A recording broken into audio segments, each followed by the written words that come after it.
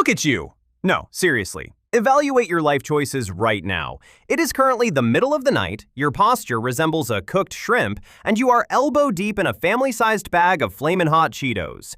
You told yourself, just one quick YouTube video before I do something productive. But no, the algorithm, in its terrifying wisdom, brought you to me. Welcome to Chimichanga Cinema. If you're looking for a pretentious film snob who uses words like mise-en-scène to describe a guy punching an alien, you're in the wrong place. Go watch a Criterion Collection essay. But if you want a brutally honest, sarcastic breakdown of movies that will actually melt your brain, you're home. Today, we're diving into 10 sci-fi masterpieces. No billionaires in metal suits, no guys in capes saving cities they don't even pay taxes in. I'm talking about science fiction that asks the big, terrifying questions about human existence, society, and whether your toaster is plotting to murder you. Before we start, do me a solid. Hit that subscribe button. It's free, it burns 0 calories, and it helps pay my totally legitimate internet bills. Got your snacks? Good. Let's get weird. First up on our list, we are heading to South Africa with director Neil Blomkamp. You know Neil. He gave us District 9 and proved aliens don't always land in New York. Sometimes they land in Johannesburg and just want some cat food. Well, in 2015, Neil asked a new question. What if a police robot decided to become a gangster? Enter Chappie. Near-future Joburg is a dystopian dumpster fire. The cops are scouts, titanium robots that never take bribes, never sleep, and definitely don't need a union rep. But Dion, a nerdy engineer who basically lives on Red Bull, wants to play God. He writes the world's first true artificial intelligence. He steals a scheduled-for-the-scrap heap robot, uploads this consciousness, and bam! Chappie is born. But Chappie doesn't wake up as a hyper-intelligent Terminator. He wakes up with the mental capacity and fear of a human toddler. And to make matters worse, he gets kidnapped by a group of low-level, neon-wearing gangsters. Having the actual South African music duo, Deontvoort, playing themselves as these gangsters adds a gritty, bizarrely organic vibe you just don't get in focus-tested Hollywood blockbusters. So, this billion-dollar piece of cutting-edge hardware is raised by criminals who teach him how to throw ninja stars, steal cars, and walk with the most ridiculous gangster swagger you have ever seen. It's hilarious, but it's also deeply heartbreaking watching this innocent, childlike machine try to please his terrible parents in a completely toxic environment. And the villain? We have a certain tall, grumpy Australian actor who usually plays a mutant with claws, rocking a tragic mullet and cargo shorts. He plays a rival engineer who absolutely hates AI and builds his own manual-controlled death machine that looks like a rejected, oversized boss from RoboCop. Oh, and Sigourney Weaver is there too, playing a corporate boss who just wants everyone to stop breaking her expensive toys. Critics said the plot was messy, but who cares? You will catch genuine, undeniable feelings for a CGI trash can wearing gold chains. It asks the ultimate question. Is humanity about flesh and blood, or how we are raised? Watch it. Just don't blame me when you start apologizing to your Roomba. If you thought a gangster robot was a wild ride, strap in, because we are flying straight to India. Listen to me, my American friends. Bollywood does things that Hollywood executives are way too terrified to even greenlight. You might think Indian cinema is just dramatic zooming and synchronized dancing, but PK? PK is a philosophical comedy that uses a naked alien to completely dismantle the concept of organized religion. Our main character is an alien who lands his spaceship to observe Earth. But within 5 minutes, some guy steals the glowing necklace that acts as his spaceship's remote control. Now, he's stranded. No clothes, no money, no language, and 0 concept of human society. People call him PK, Hindi slang for blackout drunk, because he walks around looking perpetually confused by absolutely everything we do. Because he's an alien, he takes every human metaphor completely literally. When people tell him that only God can help him find his stolen remote, he thinks God is a physical guy living in an office who runs a lost and found department. So PK sets out to find him. Thus begins the most hilarious, chaotic spiritual audit in cinematic history. PK treats religion like he's an agent for the IRS. He goes to Hindu temples, Islamic mosques, and Christian churches. He buys coconuts, donates money, and asks priests the most embarrassingly logical questions. He genuinely cannot comprehend why humans say God is an all-loving father, but then refuse to speak to someone just because they wear a different hat or pray in a different language. He effortlessly exposes the absurdity of religious grifters who use faith for financial control. I have to warn you, this movie is almost 2 hours and 40 minutes long. It has massive musical numbers and emotional whiplash, but if you can get past the first 30 minutes of cultural adjustment, it will absolutely hook you.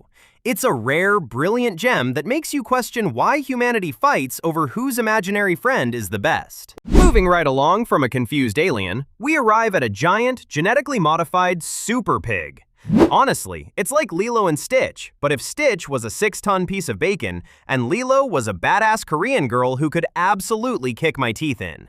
I am talking about Okja. Directed by Bong Joon-ho, the absolute wizard who swept the Oscars with Parasite, this flick is open, vulnerable, and completely devastating to your emotional stability.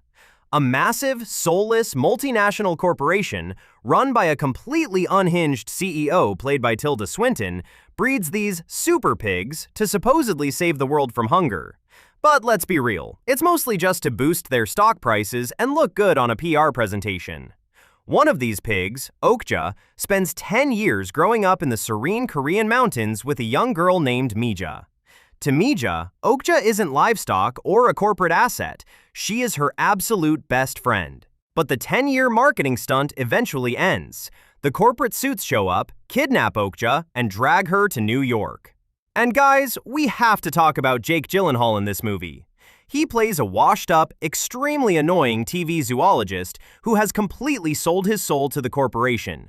His performance is so loud, sweaty, and bizarrely chaotic that you will either love it or want to throw your remote at the screen. Meanwhile, Mija goes on a solo rampage halfway across the world to get her buddy back, teaming up with the Animal Liberation Front, a group of activists who mean well but are completely, dangerously incompetent. On paper, it sounds like a cute Disney adventure. On screen, it's a Bong Joon-ho movie, which means it's a punch straight to your soul. The movie contrasts the beautiful, peaceful mountains with the dystopian, blood-soaked reality of an industrial slaughterhouse without any filters. Man, there are scenes in the third act that are genuinely brutal to sit through. Some critics complained it presses the sad button too hard, but it's just being brutally honest about the meat industry. It's all about Mija and Okja, and their bond works without needing 1,000 lines of dialogue. Warning, this movie might cause temporary vegetarianism. From corporate greed, we seamlessly pivot to planetary doom. For our fourth movie, we're looking at something that honestly feels more like a documentary right now. When Don't Look Up dropped, it immediately divided the entire internet. Half the world called it the best satire of the decade, while the other half said it was way too loud and obvious. Well, considering we are a species that eats laundry pods for social media clout, I'd say obvious is exactly what we need. Director Adam McKay basically made a political comedy disguised as a disaster flick.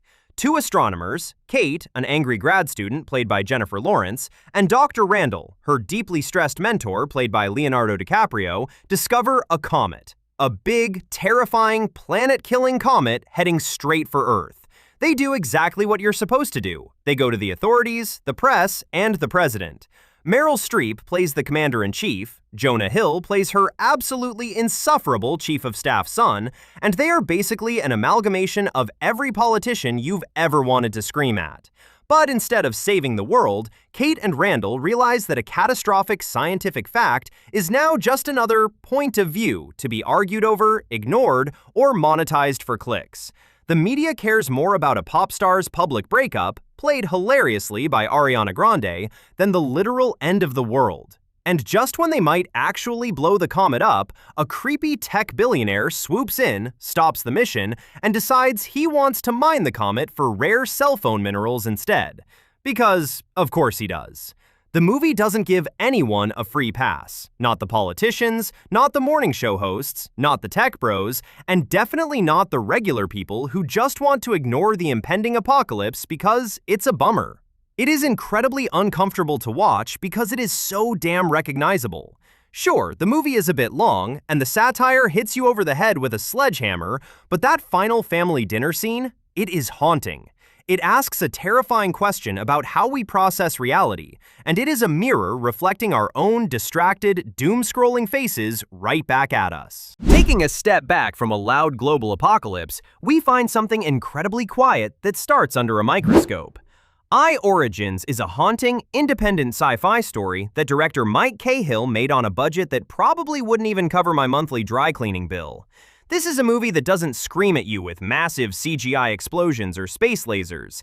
It whispers directly into your existential dread. Our lead is Ian, a young ophthalmologist who is completely obsessed with the human eye. To Ian, the eye isn't a window to the soul, it is biological proof of evolution.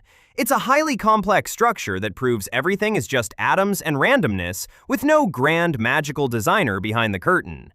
He is a hardcore materialist and a complete skeptic. Alongside his lab partner, played by Steven Yeun, they are trying to scientifically recreate the evolution of the eye. Then, Ian meets Astrid. She is his total polar opposite. She is all intuition, believes in spiritual signs, and absolutely doesn't need hard laboratory proof to feel that there is something deeper connecting us all. Their story jumps between this weird, beautiful romance and a massive scientific discovery Ian makes years later that threatens to shatter his entire rational worldview. It turns out, the human iris is exactly as unique as a fingerprint. But when his biometric database starts spitting out exact matches of people who have already died, linking them to newborn children across the world, his logic completely hits a brick wall. This leads Ian on a journey all the way to India to track down a little girl who might literally possess the soul, and the eyes, of someone from his past. I won't spoil the infamous elevator scene, but it will absolutely wreck you. This movie does not try to hold your hand and give you a neat, easy answer at the end. It just stands perfectly in that highly uncomfortable space where cold, hard science and spirituality stare directly at each other. It irritates the hell out of people who want a clear winner, but for the rest of us, it is one of the smartest sci-fi stories of the last decade. Now pack your bags, because we are heading to Spain and completely destroying the space-time continuum. I am talking about Mirage, or Durante la Tormenta, if you want to sound cultured at your next dinner party. Directed by Oriol Paulo, a guy who basically writes thrillers tighter than a drum, this movie takes the classic time paradox trope and turns it into an absolute emotional car wreck with a ticking clock. Here is the setup. In 1989, during a massive cinematic lightning storm, a young boy witnesses a creepy neighbor doing something he definitely shouldn't, runs outside in a panic, and gets hit by a car. Game over. Tragic. Fast forward to 2014. A woman named Vera moves into that exact same house with her husband and daughter. During a suspiciously similar lightning storm, she finds an old television and a camcorder that somehow act as a FaceTime portal directly back to 1989. She sees the kid, warns him not to go outside, and saves his life. Yay, heroism, right? Wrong. Rule number 1 of sci-fi, kids: never, ever save the kid in the past. When the storm clears, Vera wakes up in a reality where the butterfly effect has completely kicked her in the teeth. Because the boy lived, she never met her husband, her daughter was never born, and her entire life has been deleted. Oh, and she is suddenly a top-tier brain surgeon instead of a nurse, which is a wild career jump to process over morning coffee. Worse yet, she discovers her husband in this timeline is happily married to someone else. She now has exactly 72 hours, until the storm ends, to figure out how to reset the timeline and get her daughter back. It's a classic concept, but the director uses it to ask a deeply uncomfortable question. What are you actually willing to lose to save a total stranger? And conversely, how do you handle knowing your existence is the direct result of someone else's tragedy? There are no boring setups here, the pacing is relentless, and the twists actually make logical sense. If you love pausing movies to draw timelines on your wall with red yarn like an absolute maniac, you are going to love this. Speaking of messing with the fabric of time, let's take a trip to the desert for Palm Springs. Now, I know exactly what you were thinking. Oh, great, another time loop movie? Groundhog Day did it 30 years ago. Yeah, well, Groundhog Day didn't have Andy Samberg in a Hawaiian shirt, drinking cheap beer in a pool for all of eternity, while occasionally being hunted by a madman. Our guy Niles has been stuck living the exact same day at a wedding in Palm Springs for God knows how long. He has been there so long, he is basically a local deity. He knows every single speech, every dance move, and exactly what time the catering is going to run out of shrimp. He has completely given up on trying to escape and has fully embraced absolute nihilism, mostly because nothing he does has any consequences. Then Sarah, the deeply cynical maid of honor with a ton of emotional baggage, accidentally wanders into a glowing magic cave in the desert and, whoops, now she is trapped in the time loop with him. Suddenly, Niles isn't alone in his misery. Now they get to be existential nihilists together. They crash planes, choreograph massive dance routines, and even see wandering dinosaurs in the desert, because, hey, quantum physics is weird. But while Niles is fine spending eternity drinking beers, Sarah realizes she cannot escape the horrible guilt of something she did the night before the loop started. So she actually starts studying quantum physics online every single day to figure out a way to break the loop.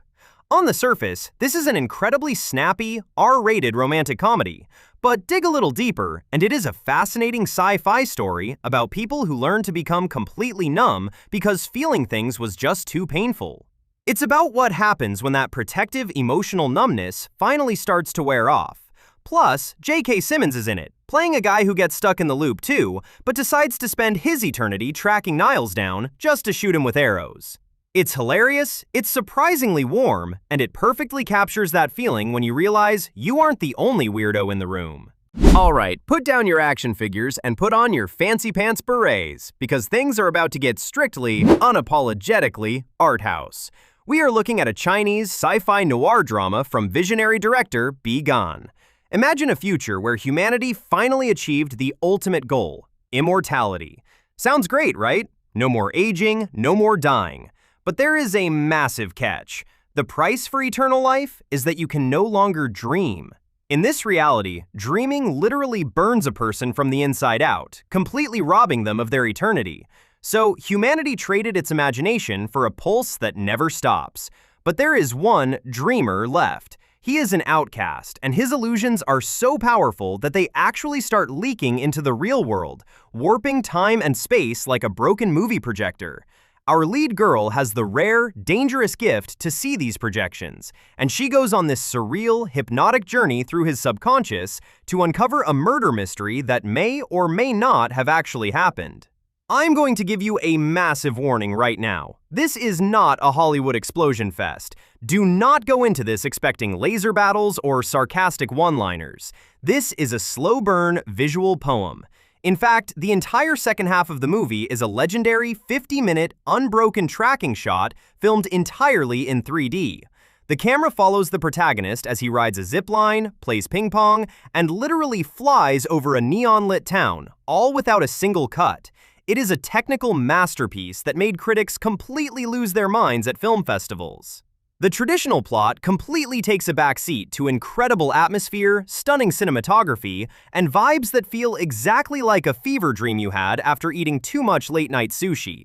You watch this when you are completely exhausted by the assembly line trash at the multiplex, and you are ready to slowly sink into someone else's mind. It is deep, it is wildly gorgeous, and it will definitely leave you staring at the ceiling tonight, wondering if giving up your dreams is really worth living forever. Waking up from that dream, we stumble right into the part of the list where things get truly, wonderfully, what the hell did I just watch, weird. I am talking about the Oscar-winning fever dream that is Poor Things. Imagine Victorian London, but seen through the eyes of a director who thinks the word normal is a personal insult. We have got an eccentric, heavily scarred scientist named Godwin, played by Willem Dafoe, who basically has mad scientist permanently printed on his Hollywood resume. He conducts an experiment resting right on the absolute edge of ethics. He finds a pregnant woman who jumped off a bridge and transplants the brain of her own unborn baby directly into her skull. The result? Bella Baxter. She wakes up as a fully grown adult woman with a brain that is literally starting from zero, and we get to watch her go through every single stage of human development in absolute high speed. She goes from baby brain curiosity, smashing plates and discovering sugar, to figuring out that the world is a massive, highly unfair place. She runs away on a cruise ship with a sleazy lawyer named Duncan, played by Mark Ruffalo. Watching Ruffalo's character slowly lose his absolute mind because he cannot control this wildly independent, completely shameless woman is one of the funniest things put on film in the last decade. Emma Stone does something genuinely insane here, physically playing every developmental stage without it ever looking like a cheap gimmick. Bella is hilarious, touching, and a complete nightmare for polite society because she has zero concept of shame, manners, or capitalism. She gives away all of Duncan's money to poor people simply because it makes sense to her. The entire movie is shot on film with heavy fisheye lenses that completely warp the world, moving from stark black and white to colors that look like a candy shop just exploded. You'll see stitched-together animals like a pig chicken walking around the yard, treating this bizarre world as completely normal. It uses extreme weirdness to talk about how society tries to trap and control people, especially women, through arbitrary rules. If you like your science fiction cold, strange, and thought-provoking, Bella's bizarre journey is going to be your new absolute obsession. Finally, we are bringing it all home with a movie that will make you feel things you haven't felt since your childhood dog ran away. Let's talk about The Wild Robot.